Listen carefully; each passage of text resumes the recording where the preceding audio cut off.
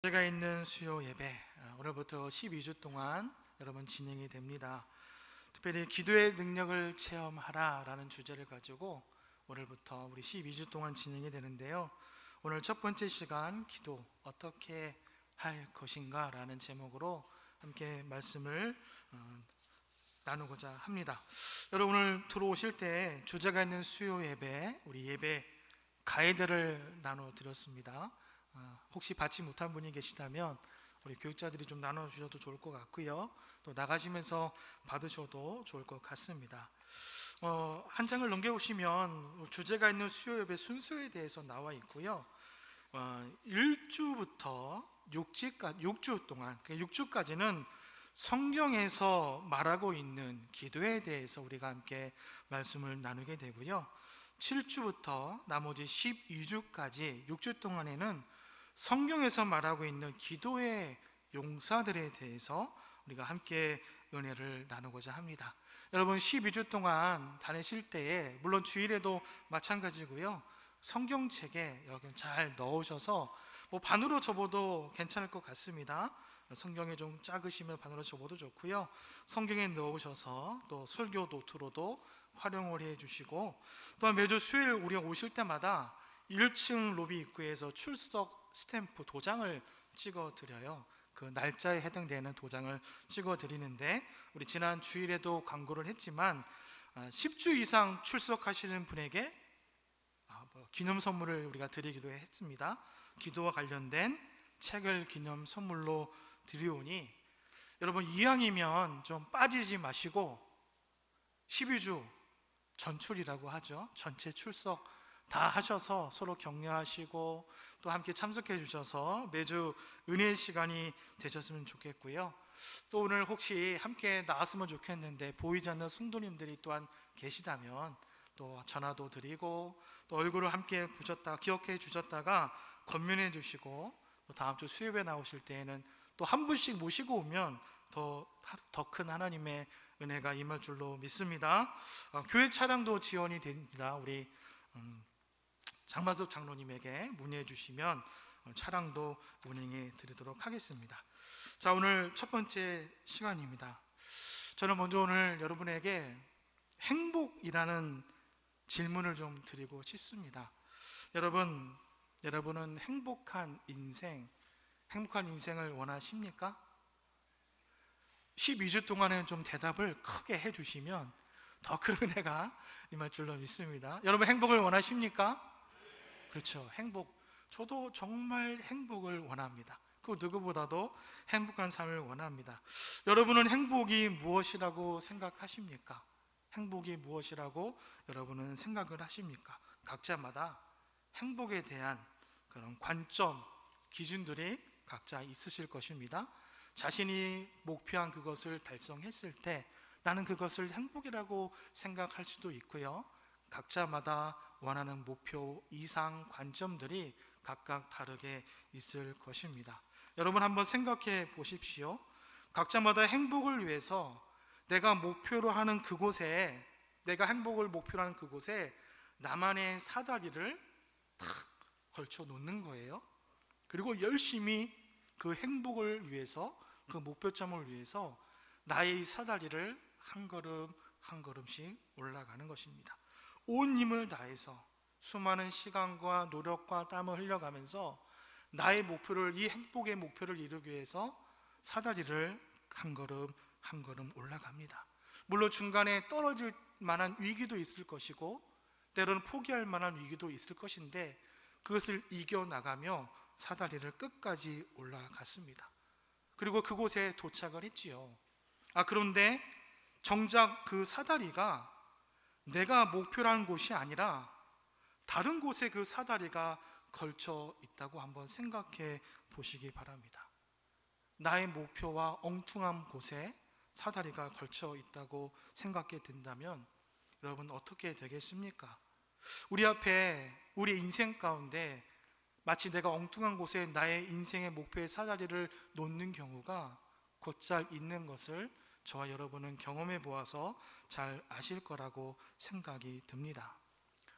행복이라는 단어가 있는데요, 키보드에 이렇게 워드를 치거나 타자를 칠 때 행복, 물론 영어로 치면 해피가 되겠죠. 근데 행복을 칠 때 행자를 딱 치는 키보드에 보면 한글도 있고 알파벳도 있지 않습니까? 그런데 행자를 딱 누르면 여러분 어떤 글씨가 나오는지 아십니까?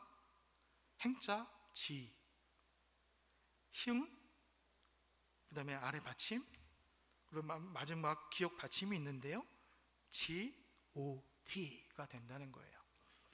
치면 행자가 갓이 된다는 것이죠. 여러분, 행복은 저는 하나님으로부터 시작이 되는 것이 아닌가라는 생각을 해봅니다. 여러분, 하나님 앞에 가까이 가는 것이, 하나님 앞에 붙어 있는 것이 진정한 행복이 아니겠습니까? 하나님과 가까이 하면, 하나님과 동행하면 모든 환경을 뛰어넘어서 우리의 인생이 행복하게 된다는 것을 여러분 믿으시기 바랍니다. 특별히 피조민 우리가 감히 창조주인 하나님과 동행하는 것, 함께 한다는 것이 어찌 보면 놀라운 기적과 같은 일이 아닌가라는 생각을 해봅니다. 그런데 어떻게 이 놀라운 기적과 같은 일들이 우리의 삶 가운데 일어나게 될까요? 그것이 어떻게 가능하게 될까요? 저는 이번에 이 기도라는 주제로 말씀을 준비하면서 행복이라는 것이 하나님과 가까이 하는 것인데 그것이 곧 기도가 아닌가라는 생각을 해봅니다.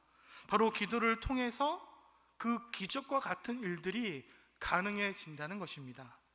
하나님과 동행하는 것, 바로 기도로 가능하다는 것을 여러분 기억하시기를 바랍니다. 기도는 하나님과 대화하는 것이지요. 기도에 대해서 여러 가지 많은 정의들을 내릴 수가 있을 것입니다. 가장 쉬운 것은 대화라는 것입니다. 부모가 자녀와 대화하는 것과 같습니다. 부모가 대화하기를 원하는데 자녀가 그것을 듣기를 거부한다면 여러분 어떻겠습니까? 자녀들이 부모와 대화하기를 원하는데 부모가 그것을 거부하게 된다면 어떻게 되겠습니까? 결국 그 가정에는 unhappy, 불행한 모습이 찾아오지 않을까 하는 생각도 드는 것입니다. 사랑하는 성도 여러분, 자녀들과 깊은 대화, 사랑의 대화를 하시기 바랍니다. 하나님과 깊은 기도의 교제를 하시는 저와 여러분이 되시기를 주님의 이름으로 축원합니다. 우리가 지난 예전 몇 년 전에 약 2년이라는 세월 동안 코로나 시기를 우리가 버텨가지 않습니까? 많은 위기가 있었고 고통이 있었고 아픔이 있습니다. 그런데 요즘에도 아직까지도 그런 코로나로 인한 위기와 고난이 사실 아직도 계속되고 있는 것 같습니다. 이 위기를 기쁨으로 바꾸는 가장 지혜로운 선택, 그것이 바로 기도라는 것입니다. 사랑하는 성도 여러분, 지금 여러분에게 어떤 문제가 있으십니까? 어떤 고난이 있으십니까? 어떤 인생의 문제가 여러분에게 있으십니까? 하지만 모든 문제는요, 기도를 결코 이길 수가 없다는 사실입니다. 여러분 기억하시기를 바랍니다. 문제 앞에 무릎을 꿇지 마시고 하나님 앞에 무릎을 꿇는 저와 여러분이 되시기를 바랍니다. 기도보다 저 정확하고 확실한 능력은 이 세상에 없다는 것입니다. 어떻게 하면, 우리 지난주 목사님 말씀하셨던 주일 본문인데, 여러분 마음의 허리를 동이고 느슨해진 내 신앙의 허리띠를 다시 조여매고 어떻게 하면 내가 저 하늘로 비상할 수 있을까? 어떻게 하면 날아오를 수 있겠습니까? 성경에 나타난 기도, 또 기도의 용사들을 살펴보면서 그들이 어떤 문제, 또 어떤 위기를 돌파했는지, 그 위기를 어떻게 기도로 해결했는지, 또 우리가 어떤 자세로 우리 역시 나에게 처한 이 문제들을 어떻게 해결할 수 있는지, 어떻게 비상할 것인지 12주 동안 말씀을 통해서 함께 은혜를 나누고자 합니다. 혹자는 기독교를 정의할 때 이런 말을 합니다. 기독교는 기도다 라는 말이 있습니다. 뭐라고요? 기독교는 기도다. 그만큼 기독교에서 기도를 빼놓고는 말할 수가 없다는 것입니다. 그만큼 기도가 중요하다는 것이지요. 기독교는 기도로 역사를 만들어 갑니다. 사랑하는 성도 여러분, 기도가 없으면 우리 성도는 죽을 수밖에 없는 것입니다. 영적인 우리의 심장이 기도하지 않으면 멈출 수밖에 없다는 것입니다. 성도 여러분, 자녀들이 잘 되기를 바라시지요? 자녀들이 안 되기를 바라는 부모는 이 세상에 없을 것입니다. 우리는 우리들의 자녀들이 누구나 다 잘 되기를 바랍니다. 하나님께서 우리 자녀들에게 복 주기를 원하시고 계십니다. 여러분, 그러므로 기도하는 성도들이 되시기를 바랍니다. 그것이 복받는 길인 것을 여러분 반드시 기억하시기를 바랍니다. 또한 기도는 하나님과의 친밀한 관계에서 기도가 나오게 된다는 것입니다. 혹시 지금 나의 모습 가운데 기도가 잘 되지 않습니까? 혹시 그런 분이 있다면 여러분 들으시기를 바랍니다. 지금 나와 하나님의 관계를 한번 점검해 보시기 바랍니다. 혹시나 과연 나는 하나님 말씀에 순종하면서 하나님을 따라가는 자인가? 하나님을 뿌리치며 내가 하나님보다 앞서가는 자인가? 한번 생각해 보시기를 바랍니다. 또한 혹시 응답이 없으십니까? 내가 기도를 하고 있는데 왜 하나님께서 나에게 기도해 주지 않는 걸까? 여러분, 인내함으로 끈질기게 기도할 때 하나님께서 반드시 응답해 주실 줄 믿습니다.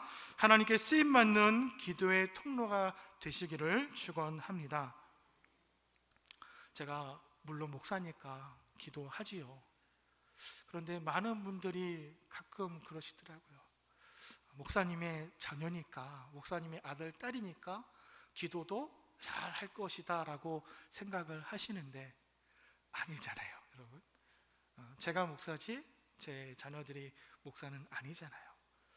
그런데 저도 마음속에 저의 자녀들이 그 누구보다도 기도의 대장부가 되기를 원한답니다. 원하고 있습니다. 기도하는 자녀가 되기를 원합니다. 여러분, 기도하는 자녀를 바란다면 부모가 먼저 엎드려 기도하시기 바랍니다. 인생의 위기 앞에 엎드리는 방법을 자녀들에게 알려주시기 바랍니다. 그것은 부모의 모습을 통해서 자녀들이 배우는 것입니다. 부모가 먼저 엎드려 기도하면 우리들의 자녀도 기도의 용사가 될 줄로 믿습니다. 사랑하는 성도 여러분, 당연한 거지만 하나님을 선택하시겠습니까? 세상을 선택하시겠습니까? 무엇을 선택하시겠습니까? 하나님을 선택하시겠습니까? 세상을 선택하시겠습니까? 하나님을 선택하신다면 당연히 우리는 기도해야 한다는 것입니다. 하나님을 선택한다면 기도해야 합니다. 기도만이 우리가 살아갈 이유가 된다는 것입니다. 몇 가지 질문을 드릴 건데요, 한번 마음속으로 대답을 한번 해 보십시오. 성도 여러분, 매일 기도하십니까? 왜 기도하십니까?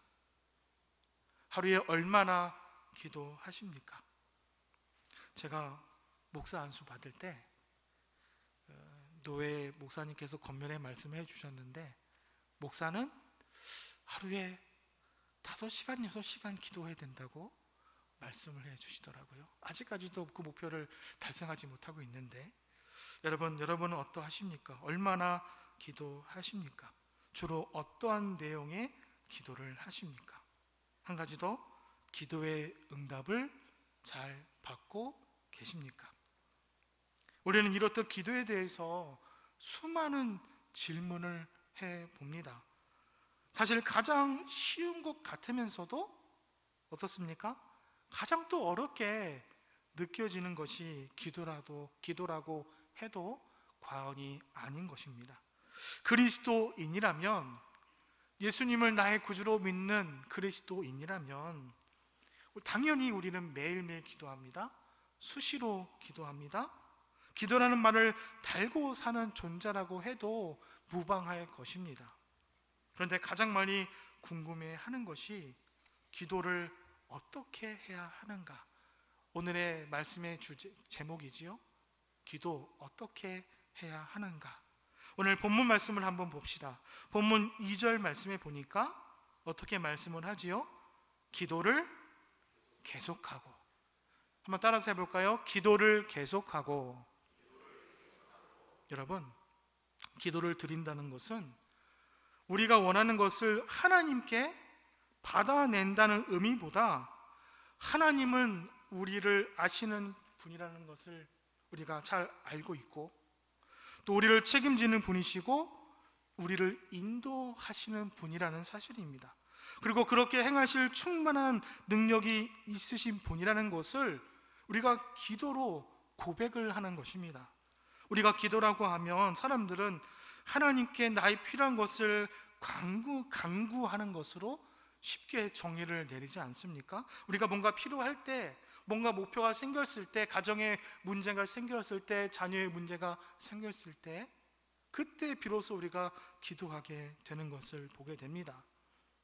그러니까 아쉬울 것이 없을 때에는, 나에게 기도가 필요하다고 생각될 때에는 기도를 생각한다는 것입니다. 그러므로 기도를 계속하라는 이 명령이 특별히 큰 의미로 나에게 다가오지 않는다는 것입니다. 그것이 느껴지지 않는다는 것이지요. 여러분, 과연 기도란 무엇이 필요할 때만 꺼내 쓰는 마치 청구서 같은 것일까요? 청구서를 꺼내서 하나님께 얼마 이거 필요하니까 하나님 기도합니다. 청구서. 그런 모습이 우리 가운데 있지는 않습니까? 어떤 극단적인 교파에서는 기도 무용론을 이야기하기도 합니다. 무엇입니까? 하나님께서 나의 모든 필요를 아시니까 기도가 할 필요가 없다는 것입니다. 그러나 그 논리 그럴싸해 보이지만 여러분, 궤변일 뿐이죠. 그들은 기도가 무엇인지를 제대로 알지 못하고 있다는 것입니다. 오늘 이 2절 말씀에 기도는 계속하는 것이다 라고 말씀을 하고 있지요. 데살로니가전서 5장 16절부터 18절 말씀에 우리가 잘 알고 있는 말씀 있지 않습니까? 무엇입니까? 항상 기뻐하라, 쉬지 말고 기도하라, 범사에 감사하라.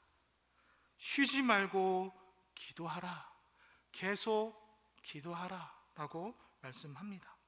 그런데 많은 그리스도인들, 특히 신실하게 거룩하게 살기를 원하면서도 기도하는 일이 그렇게 쉽지가 않다는 것입니다. 성도 여러분, 기도는 저절로 되는 것이 아니라는 것입니다. 내 의지를 다해서, 내 인내를 통해서 기도의 깊이가 깊어지고 기도의 지경이, 문이 넓어지게 된다는 것입니다. 그래서 오늘 2절 말씀에 기도를 계속하고 해서 이 계속하다는 문자적인 뜻이 있는데요, 그것이 무엇이냐면 견디면서 앞으로 간다라는 의미가 있다는 것입니다. 그러니까 기도를 계속한다는 것은 내가 견디면서 앞으로 계속해서 기도하며 간다는 것이죠. 예수님께서 겟세마네 동산에서 기도하실 때 주님이신 예수님께서도 여러분 앉으셔서 힘쓰고 애쓰시고 더욱 간절하게 인내하시며 그렇게 기도하시지 않으셨습니까? 그 애씀이 얼마나 극심했는지 땀방울이 여러분 물이 아니라 핏방울 같았다라고 말씀하지 않습니까? 만약에 내가 기도하는 것이 계속해서 응답이 없다면, 잘 되지 않는다면 정직하게 내 자신의 기도에 인내와 버팀과 애씀이 있었는지를 한번 돌아보시기 바랍니다. 내가 인내하며 끝까지 하나님 들어주실 것을 믿고 기도했는지를, 나의 기도를 한번 점검해 보시기를 바랍니다. 제가 로덴교회 부임하고 몇 년 전에 증조 할머니께서 소천을 하셨지요. 저희 증조 할머니, 저희 아이들의 고조 할머니이시죠. 증조 할머니가 1910년생이시더라고요. 호적에 몇 년 늦게 올리신 것이 1910년 112세 때 소천하셨는데 그 증조 할머니께서 참 믿음이 좋으셨어요. 그러니까 제가 어렸을 때부터 기억나기에 유치원 때부터 1년에 저희가 방학이 되고 명절이 되면 저 시골에, 전라북도 부안 시골에 1년에 한 2~4차례 내려가게 되면 할머니와 함께 제가 방을 쓰는데, 저희 증조 할머니께서 머리가 이제 백발이시잖아요. 허리도 굽고 백발이시고 주무실 때 그 머리를 탁 풀어헤치면 정말 저 무릎까지 그 백발의 머리가, 비녀를 뺀 그 머리가, 저 백발의 머리가 이 아래까지 내리시는 그 머리를 풀고 잠을 주무세요.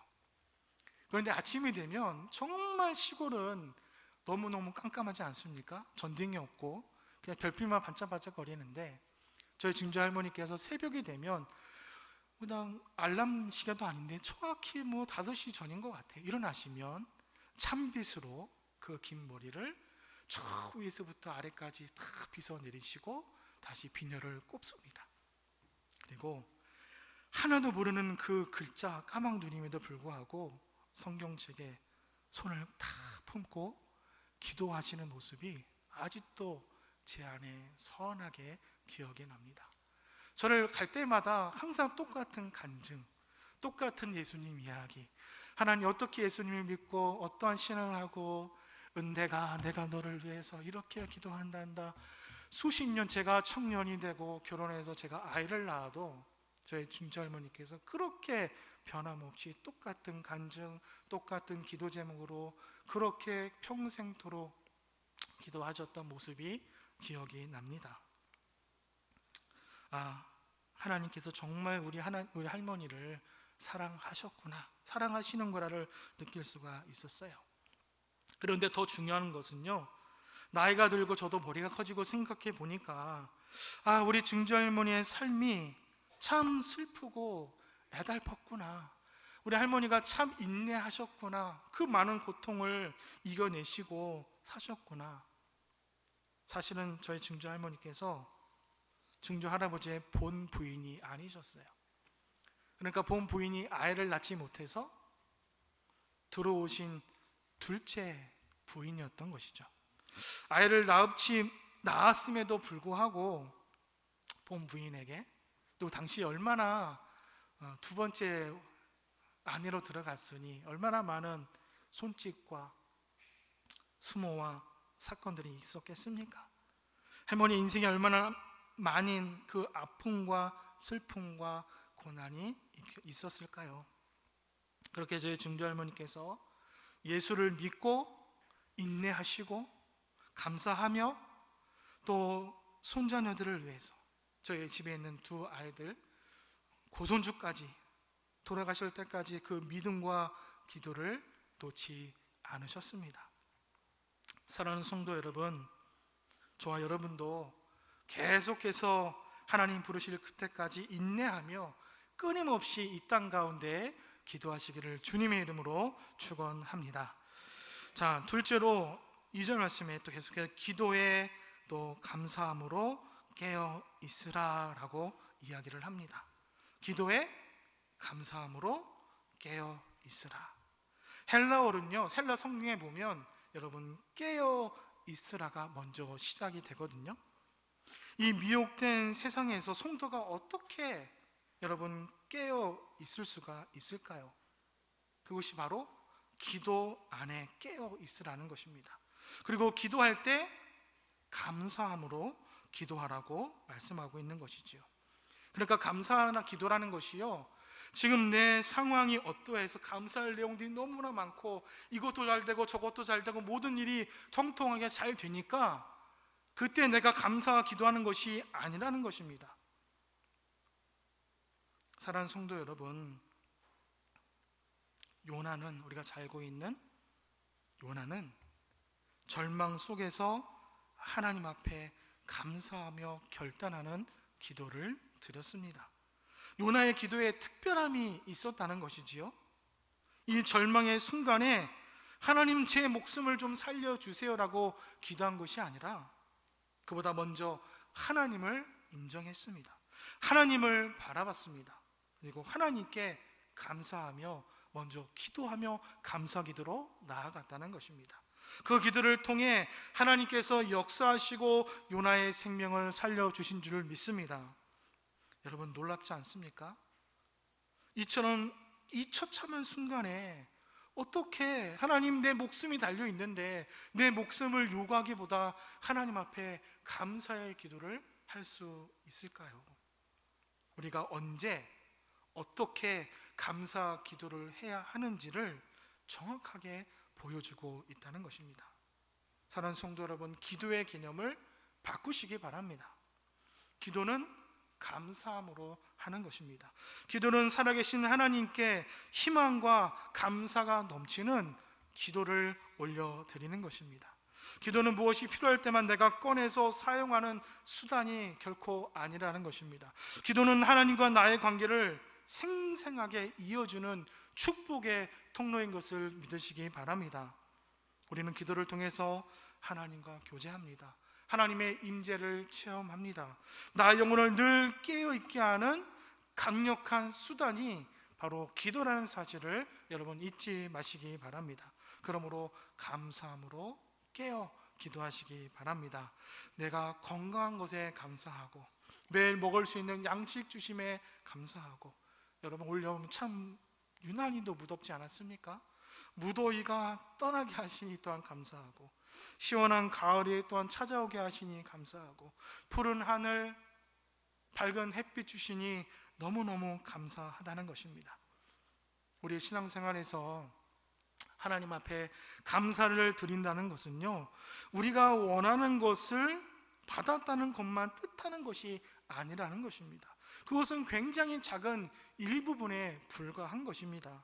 하나님 앞에 감사를 드린다는 것은 지금 내 삶의 자리까지 오게 된 것이 하나님의 인도하심이고, 지금 내 삶의 자리를 하나님께서 잘 그 누구보다도 알고 계시고, 비록 내가 원하지 않는 그런 상황에 내가 있을지라도 우리 하나님은 나의 모습 그대로를, 지금 내 모습 그대로를 수용해 주신다는 것입니다. 감사를 우리가 마음으로만 품지 말고 기도를 통해서, 나의 입술을 통해서 하나님 앞에 그 감사를 표현하시기 바랍니다. 우리의 입술로 기도하고 우리의 입술로 감사를 고백하시기를 바랍니다. 영적으로 깨어있는 사람은 오직 기도하는 사람인 것을 여러분 잊지 마시기 바랍니다. 여러분, 깨어있다는 것은요, 잠을 자지 않고 지금 깨어있다는 것이 아닙니다. 깨어있다는 것은 영적인 긴장감을 놓지 않고 있다는 것입니다. 올바른 신앙생활을 내가 계속해서 이어나가야 될 것이 있는데 반드시 있어야 할 것이 내가 깨어 있어야 한다는 것입니다. 나의 연약함, 부족함, 그 누구보다 내가 잘 알고 있지 않습니까? 그 부분에 있어서 내가 영적으로 넘어지지 않도록 늘 깨어 있어야 한다는 것입니다. 계속해서 감사로 기도하는 저와 여러분이 되시기를 바랍니다. 자, 마지막으로 우리 3절 말씀을 한번 보시겠습니다. 3절 말씀에 보시면 또 이렇게 말씀합니다. 또한 우리를 위하여 기도하되. 사랑하는 성도 여러분, 기도에 효과가 있습니까? 없습니까? 대답이 없으시네요. 기도에 효과가 있습니까? 없습니까? 효과가 많죠. 너무너무 많죠. 기도는 종교의식에 불과한 것이 아니라 정말로 효과가 있다는 것이죠. 여러분, 돈은 그냥 종이에 인쇄한 것에 불과하지만 그냥 종이가 아니지 않습니까? 그 돈이 인쇄된 종이 우리가 함부로 버리지 않습니다. 그것은 가치를 가지고 무엇인가를 구매하는 힘을 이 종이로 만든 돈에 있다는 것이지요. 마찬가지로 기도는요, 단순한 우리의 독백이 아니라는 것입니다. 하나님을 움직이게 하는 강력한 힘이 되는 줄 믿습니다. 바울이 이것을 너무나도 잘 알고 있었기 때문에 기도를 요청합니다. 비록 골로새 형제들이 바로 바울보다 미숙하고 연약할지라도 바울은 형제들의 기도가 얼마나 강력한지를 누구보다도 잘 알고 있었다는 것입니다. 우리가 교회 공동체로 모이는 이유 중에 하나가 우리 성도들이 함께 모여서 기도할 수가 있다는 것입니다. 혼자서 신앙생활을 하는 사람은 이 함께하는 기도를, 이 참맛을 알 수가 없지요. 성도들을 위해서 함께 우리가 기도하는 것이 얼마나 교회를 교회답게 만드는 줄 모릅니다. 많은 사람들이 남을 위해서 기도하는 것을 예전에 중보 기도란 말을 우리가 사용을 했죠. 그러나 이 중보에 해당되는 헬리어 메리테스라는 이 말은요, 전에도 담임 목사님께서 많이 이야기를 하셨지만 하나님과 사회를 중교해 주는 의미를 가지고 있습니다.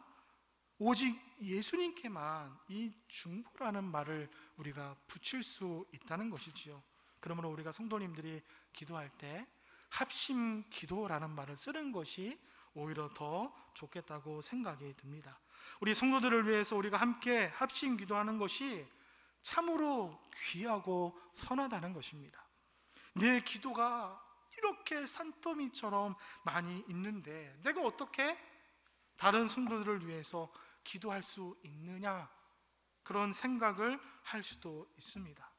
그러나 성도 여러분, 오히려 내 기도를 잠시 내려놓고 다른 성도들을 위해서, 우리 로뎀의 다른 성도들, 동역자들, 다른 성도들을 위해서 한번 기도해 보시기 바랍니다. 하나님께서 성도들의 문제뿐만이 아니라 내 문제의 기도 제목들도 반드시 응답해 주시는 것을 믿으시기 바랍니다. 사랑하는 성도 여러분, 우리는 모두 서로를 위해서 기도하는 사람입니다. 주님께서는 그 기도를 통해서 우리가 하나 된 것을 알게 하십니다. 오늘 말씀을 통해서 기도에 대해서 우리가 계속 해야 되는 것이고 감사함으로 드리는 것이고 그것을 위해서 우리가 깨어 감사함으로 기도하는 것을 오늘 우리에게 말씀해 주셨습니다. 이제 앞으로 남은 11주 주제가 있는 수요예배를 통해서 전체 타이틀이죠, 기도의 능력을 체험하는 우리 로뎀의 성도님들이 되시기를 바랍니다. 기도의 지경이 넓어지고 영과 진리로 예배하는 그런 기도의 삶을 살게 되시기를 주님의 이름으로 축원합니다.